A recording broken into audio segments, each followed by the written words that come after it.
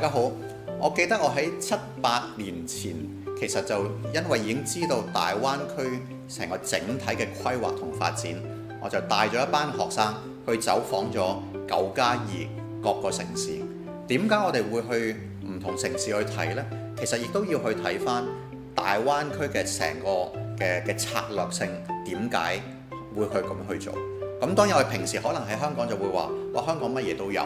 咁但係如果我哋從生活嘅角度，冇錯，我哋喺香港嘅時候，可能出去唔同嘅商場去工作，我哋都會揾到嘅時候，但係當我哋要去睇返點樣可以令到唔同嘅創新嘅產業可以做得好嘅時候呢，其實淨係香港係唔足夠。咁其中一個我會帶出嚟嘅詞就係供應鏈同埋生態圈。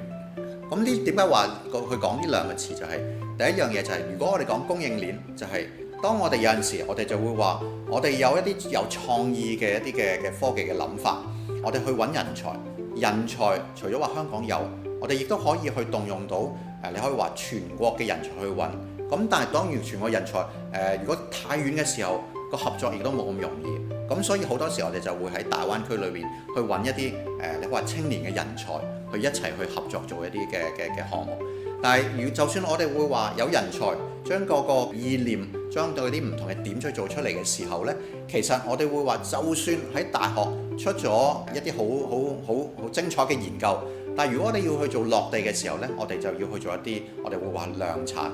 點樣去生產嗰樣嘢出嚟。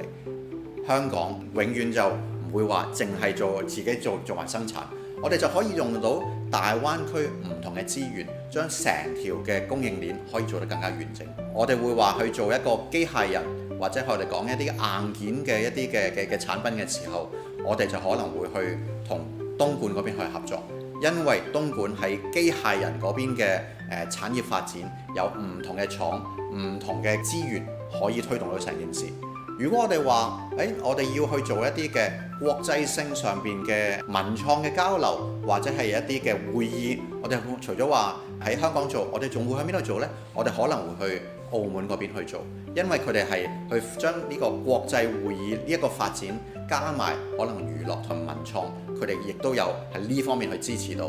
咁但係如果你話，澳門好似住得好，唔係好多地方去住啫喎，咁我哋有珠海，我哋成日都會話珠海係一個宜居嘅城市，宜居就係適宜居住嘅城市，所以佢哋對於綠化或者居住嗰方面嘅研究其實係做得好好。